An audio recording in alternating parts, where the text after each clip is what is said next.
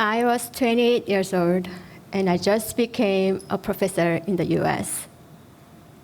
In Korea, where I was born and raised, professor is considered one of the noble occupations, and I was happy to make my parents proud. It was in my first semester, first assignment, I asked my student to choose a social problem and install a design intervention. And on the critique day, students presented ideas about homelessness, food poverty, and saving energy. And I thought I was doing pretty well as a 2-week-old newbie professor, giving some smart feedback and leading the discussion. And then one of the shy and quiet students came to the front, opened her presentation file. Her cover page was filled with condoms. I thought, uh-oh. Of all the problems out there, why would she pick the most uncomfortable subject? My heart was pounding. My hands felt sweat. I was glad that I was seated in the back of the classroom because everyone was facing the front, and I was able to hide my face flaming with the bright red blush. What will happen after the presentation? It will be an awkward situation. What do I do as a professor? How should I lead the conversation and control the air? I felt uncomfortable because in Korea, sex was never discussed at home. And at school, I was never taught practical sex education.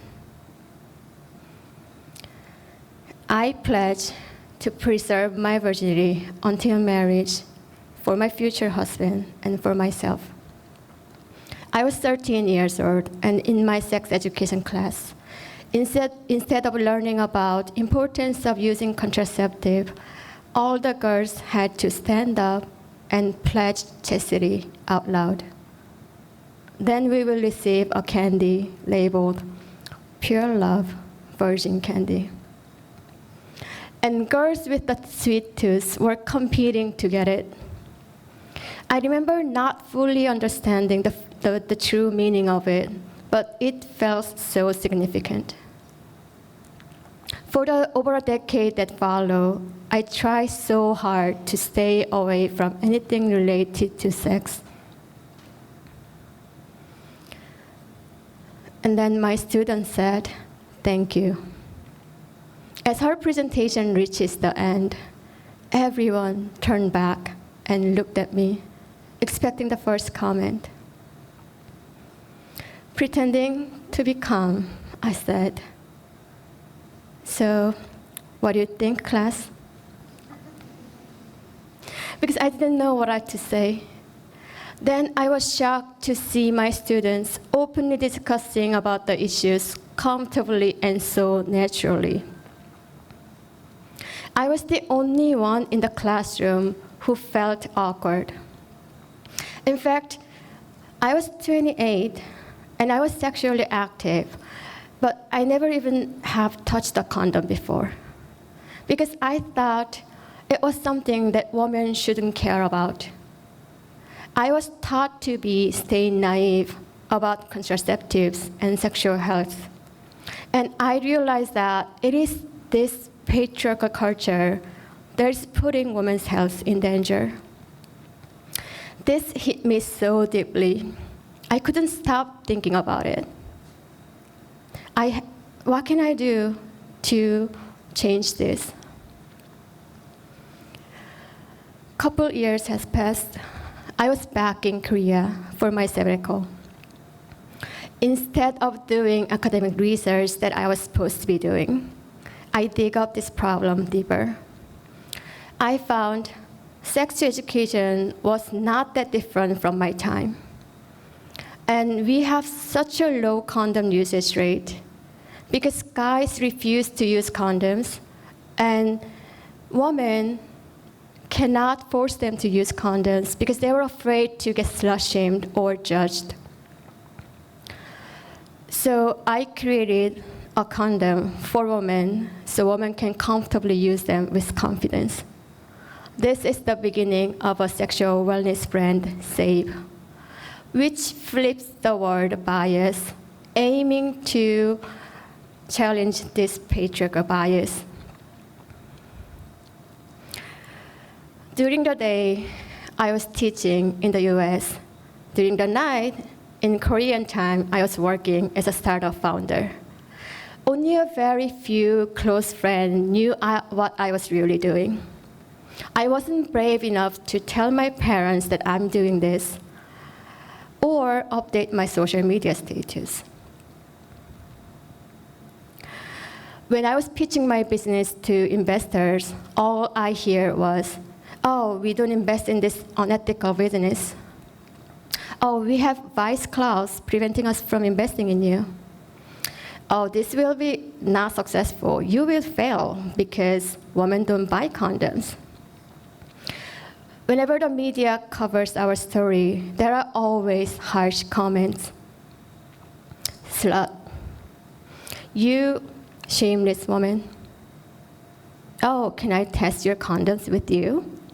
Oh, you love sex so much that you're making condoms." From the most respected profession to most despised one, this life change was so dramatic. People treated me differently. Every day, I face criticism, rejection, slut-shaming, and sexual harassment. People looked at me as if I was doing something immoral. I thought I was committed to this fight, but it was so much harder than I expected. Even my parents ended up finding the newspaper article and found out what I was doing. What's even worse was they had to read through those abusive comments. Oh, what did I do? I was very close to giving up and return to my safe academic position. And then I was invited for the interview from a largest newspaper in Korea. I was worried about the backlash, but I still had to keep spreading the word out. On the day of the release, one of my team urgently told me to look at the comments. Oh no, is it that bad? I hesitated for a moment, took a deep breath, and then opened the link. I scrolled and scrolled and scrolled. There were hundreds of comments. One said, "You're so brave. Thanks for taking this initiative for us." The other said, "Ignore all those negative comments. Those are from grumpy guys, and I've reported them all."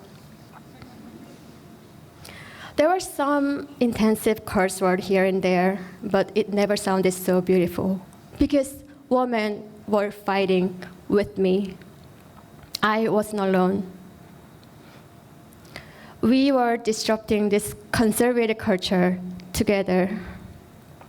And that was the beginning of the change. And that gave me a strength to continue to move forward. I was in the lecture hall, just finishing up giving a talk to teenage girls. And the girls were surrounding me, trying to get condoms and candies from me. But this time, it wasn't virgin candy that oppresses us, but it was empowering candy that I made to give women confidence and pride. And you know what? It tastes much better. Thank you.